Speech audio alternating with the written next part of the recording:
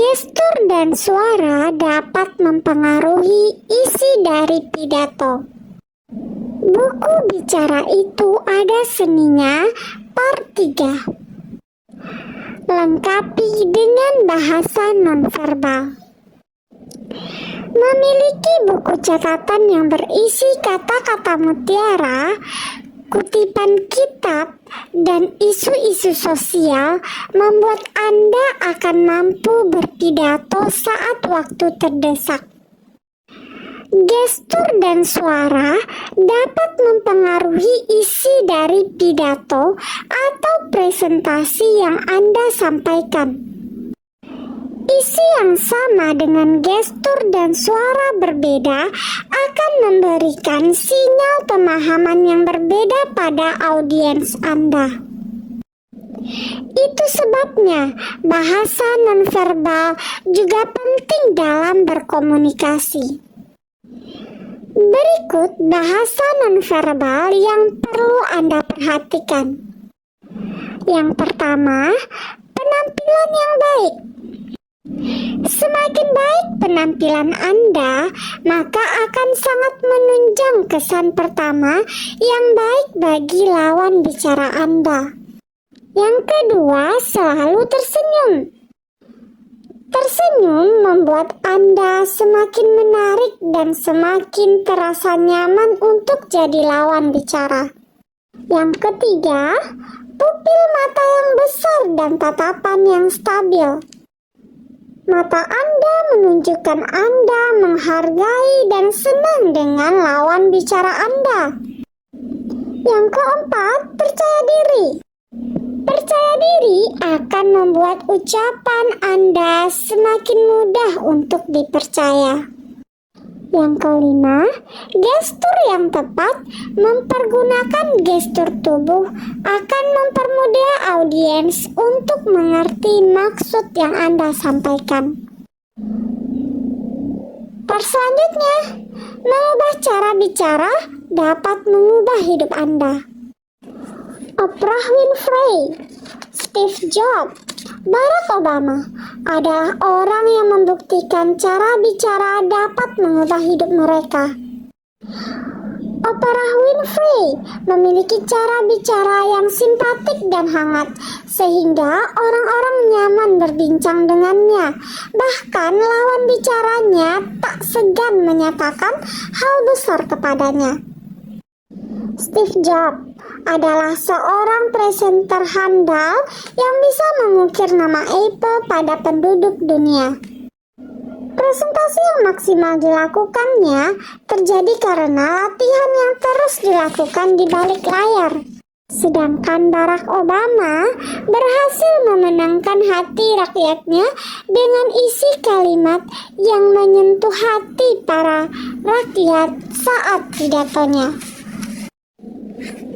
Selanjutnya, mengubah yang tidak mungkin menjadi mungkin.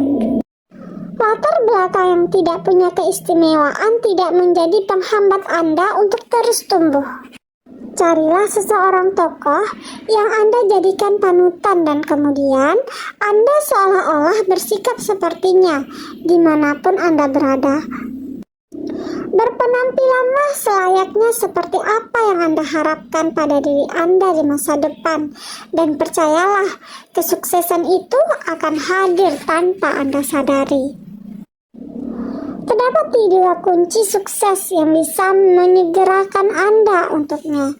Yang pertama, putuskan sekarang kalau Anda akan terlihat seperti orang sukses sebagaimana yang Anda inginkan, baik dari cara bicara sampai penampilan dan dandanan Anda.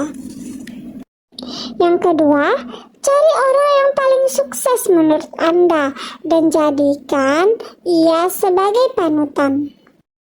Yang ketiga, berpakaianlah seperti orang yang menghadiri wawancara. Selanjutnya, pintar mendengar, pandai berbicara. Teknik terpenting dalam berkomunikasi adalah mendengarkan.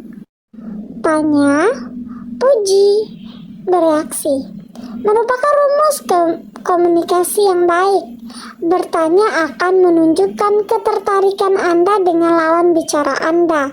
Sedangkan pujian membuat lawan bicara Anda lebih menyukai Anda.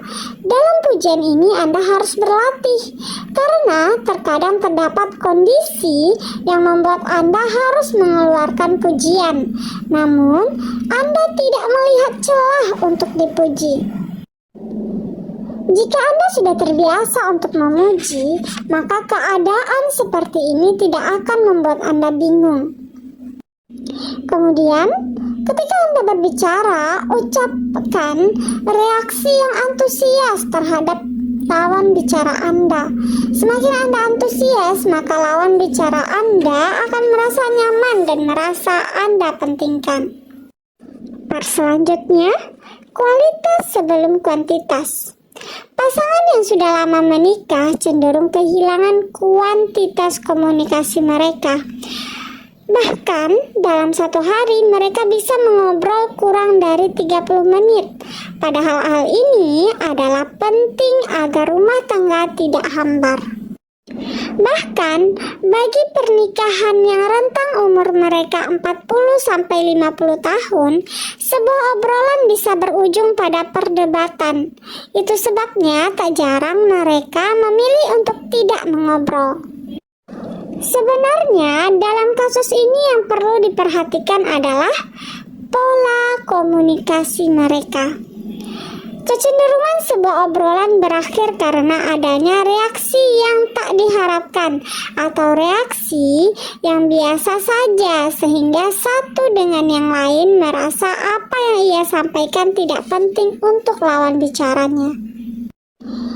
Bahkan pola penggunaan dialog negatif malah bisa membuat sebuah obrolan berujung perdebatan, seperti membanding-bandingkan, saling mengkritik, mengungkit kebaikan, dan tidak menggunakan humor. Nah, agar obrolan Anda menyenangkan, maka gunakan faktor positif dialog dengan cara menggunakan panggilan yang disukai lawan bicara Anda, bahasa yang sopan, menggunakan reaksi yang antusias, dan mengerti arah dari pembicaraan Anda.